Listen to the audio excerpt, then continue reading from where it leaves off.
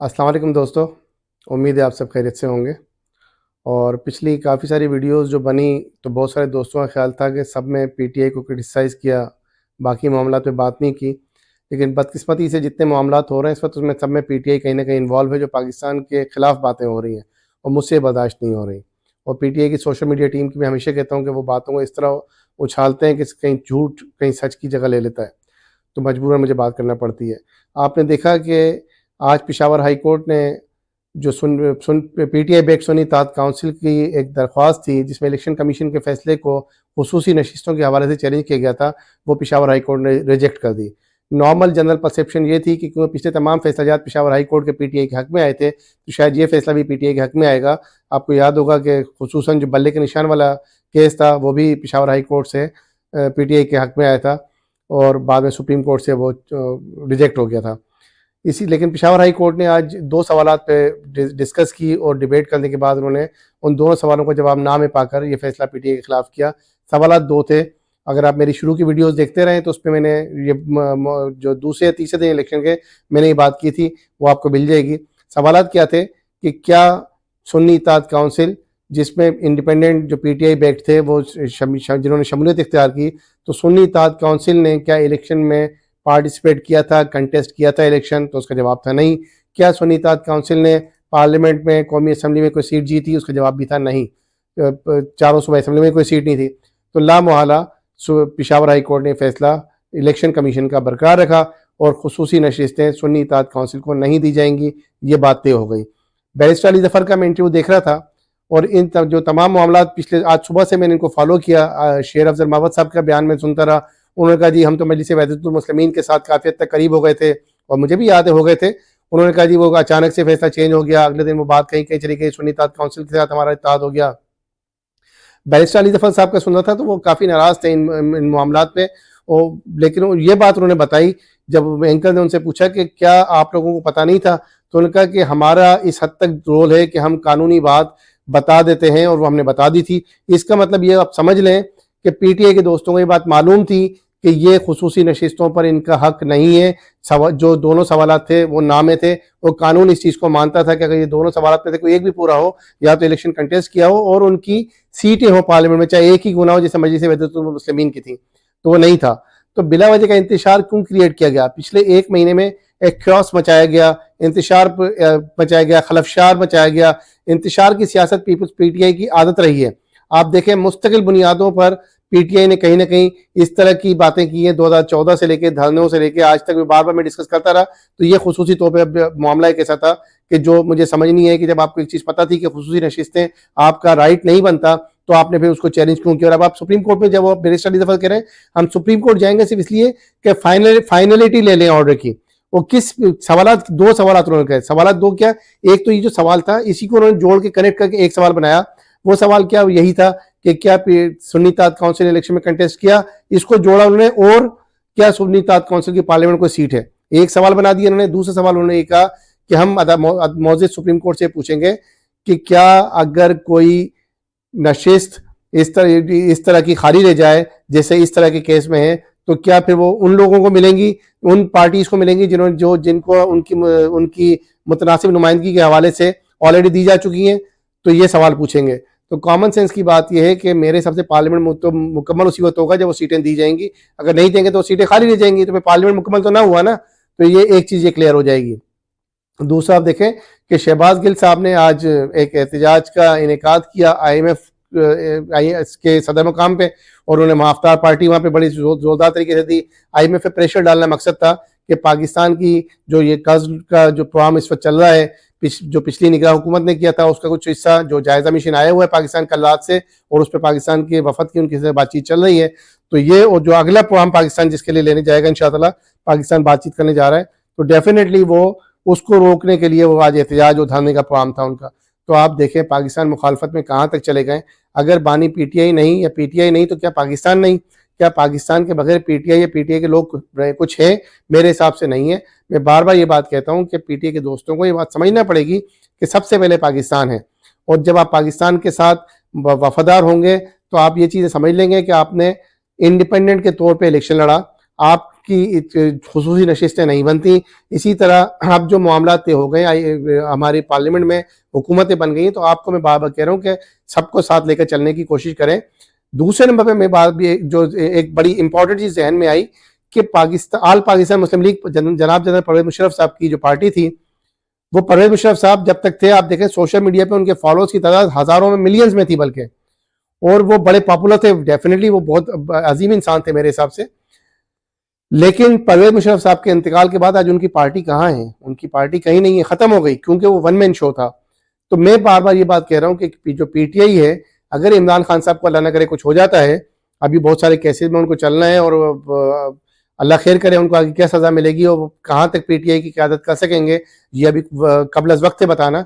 लेकिन अगर वो पीटीआई की क़यादत के काबिल नहीं रहते किसी भी वजह से, तो फिर पीटीआई के सेकंड टीयरशिप लीडरशिप है कहीं? आपको दिख रही है? आपको उमर अयूब खान साहब में दिख रहा है कि वो पार्टी लेके चलेंगे? बैरिस्टर गौहर साहब में दिख रहा है? हामिद खान साहब में दिख रहा है? किस में दिख रहा है? फिर उमर अयूब खान साहब हो गए, शाहिद कुरैशी साहब हो गए। चले, शाहिद कुरैशी साहब तो बेचारे खुद जेल में, अब उनके दोनों बच्चे ज़ैन कुरैशी साहब और महबानो कुरैशी साहब आगे आ गई हैं।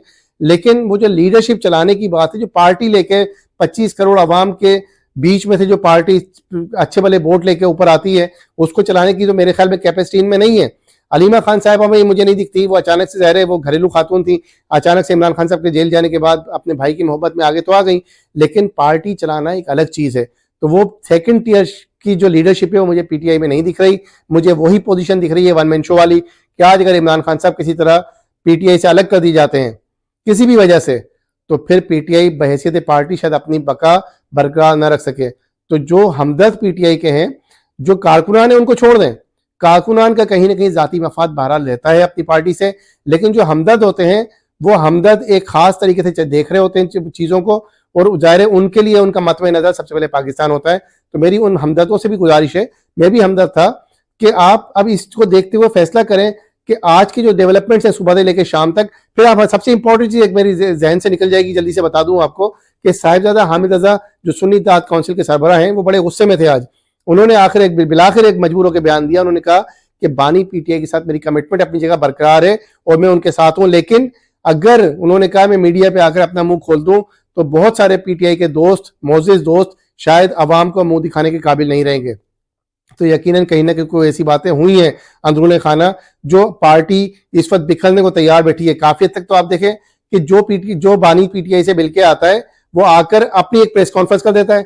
उस प्रेस कॉन्फ्रेंस में क्या होता है कि ज़ाहिर बानी पीटीआई ने क्या कहा, उसने क्या समझा, बाहर आकर क्या बताया, प्रेस कॉन्फ्रेंस में क्या बोला, अगले दिन किसी को और को आके उसकी तर्दीद करना पड़ जाती है। तो ये तमाम मामलात एक पार्टी के तौर पर चलते हुए नहीं दिख रहा है। बाकी पार्टी के साथ भी हुआ था, लेकिन आप देखें नवाज शरीफ साहब अलग हुए थे पार्टी से, पार्टी बरकरार रही थी। मरीम नवाज ने आके टेकअप किया, बाकी लोगों ने टेकअप किया, पार्टी चलती रही। आसिफ जरदारी साहब नहीं थे, बिलावल ने पार्टी को टेकअप किया, पार्टी चलती रही। पीपुल्स पार्टी के पास आज भी बहुत सारी ऐसे लीडरान हैं जो क़यादत चला सकते हैं पार्टी की, और बहुत सारे दोस्त ऐसे हैं जो मुझे ज़ाती तौर पर पसंद है। तो इसी तरह मैं कहता हूँ पीटीआई में मुझे खुशी होगी कि कोई दोस्त ऐसा मुझे दिखे, जो मुझे दिखे कि इमरान खान के बाद ये पार्टी को लेकर चल सकते हैं, क्योंकि जो शुरू के बानियान में से थे, वो तो काफी सारे लोग आगे पीछे कर दिए गए, कुछ की इंतकाल हो गया, कुछ पार्टी छोड़ गए, तो यकीनन वो पीटीआई उससे बहुत बुरी तरह हर्ट हुई है।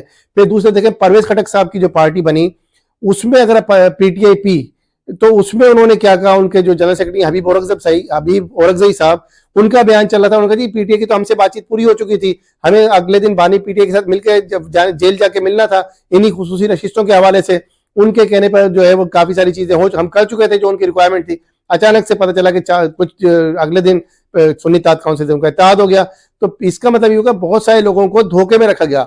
मजलिस वहदतुल मुस्लिमीन वाले बेचारे जो दोस्त थे हमारे, यकीनन उन्होंने भी तो फिर अपनी तैयारी कर ली होगी ना, जब इनकी बातचीत तकरीबन पूरी हो चुकी थी। वो जो एक बीच में छोटा सा एक बात सुनने में आई थी सुन्नी शिया के हवाले से कोई इस तरह के कोई मामला थे, तो जिसकी वजह से पीछे हटे, तो ऐसा नहीं होना चाहिए था। हम सब पाकिस्तानी, हम सब मुसलमान हैं, तो मेरे हिसाब से उसको लेके चलना चाहिए था। अब आईएमएफ का वफद आया हुआ है, मेरी पीटीआई के दोस्तों से गुजारिश है कि आप पाकिस्तान की खातिर आईएमएफ से हमारे मुआहदात तय होने दें। इंशाअल्लाह पाकिस्तान चलेगा तो हम सब चलेंगे, और अल्लाह न करे अगर मुआहदा नहीं हुआ तो इमरान खान साहब का 2 दिन पहले का बयान जेल से था कि पाकिस्तान श्रीलंका बनने जा रहा है। अल्लाह न करे, मेरे मुंह में खाक, आपके मुंह में भी खाक।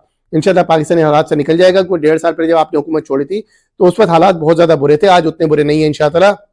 और आर्मी चीफ ने और SIFC ज़ाहिर है उसमें आर्मी चीफ भी हैं, हमारे वज़ीर आज़म भी हैं, बड़े कॉन्फिडेंट हैं कि 4 दोस्त ममालिक बेशक हमें इमदाद न दें लेकिन वो $25-25 अरब डॉलर की इन्वेस्टमेंट करने को यकीनन तैयार है। और अगर ये अज्यूम कर लिया जाए कि $25-25 अरब डॉलर ना कि $100 बिलियन डॉलर ना भी आए, उसमें से आधा $50 बिलियन डॉलर भी आ गए तो इंशाअल्लाह हम इससे निकल जाएंगे जो मुश्किल वक्त अभी पाकिस्तान पर है।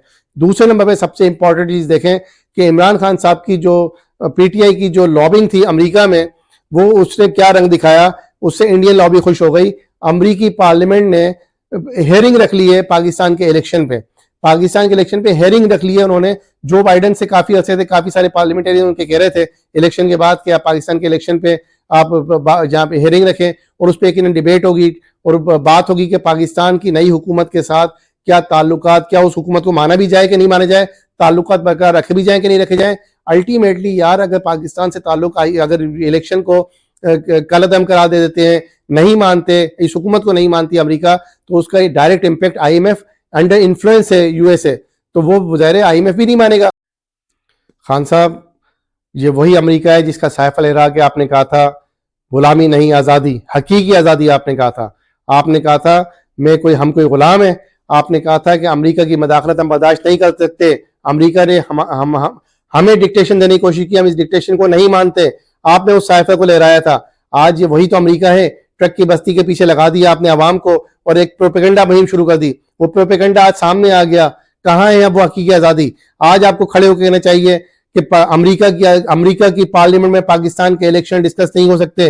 अमेरिका इस चीज का फैसला नहीं कर सकता कि इस हुकूमत को मानना है नहीं मानना, ये हमारा अंदरूनी मामला है। हम अपनी हुकूमत के साथ खड़े, हम अपने मुल्क में हम खुद तय करेंगे कि हमने कौन सी हुकूमत को चलाना है, कौन सी हुकूमत को मनवाना है। हमारा अमेरिका हम पे मुसल्लत नहीं हो सकता, क्योंकि ये जो लॉबिंग आपकी हुई अमेरिका में, जिसकी बेस पे सारा मामला जा रहा है, वो उससे इंडिया यकीनन खुश हो रहा है। इंडिया हमारा दोस्त नहीं है, इंडिया इससे खुश हो रहा है। तो क्या आप इंडिया के दोस्त हैं या पाकिस्तान के दोस्त हैं? तो बराए मेहरबानी होश के नाखून लें, अपने कारकुनों को, अपने लीडरान को बताएं कि अब एक प्रॉपर एक मुहिम चलाएं और अमेरिका में भी अपनी जो आपकी जो लॉबिस्ट तंजीम, जितने जो भी आपके फर्म्स हैं या जो भी आपके लॉबिस्ट हैं, उनको बताएं कि हम इस चीज से पीछे हटते हैं, क्योंकि अमेरिका हमारी अंदरूनी सियासत में मदाखलत नहीं कर सकता। यह हुकूमत हमारी है, यह मुल्क हमारा है। अल्लाह ताला हम सब का हामी नासिर हो। जज़ाकल्लाह खैर।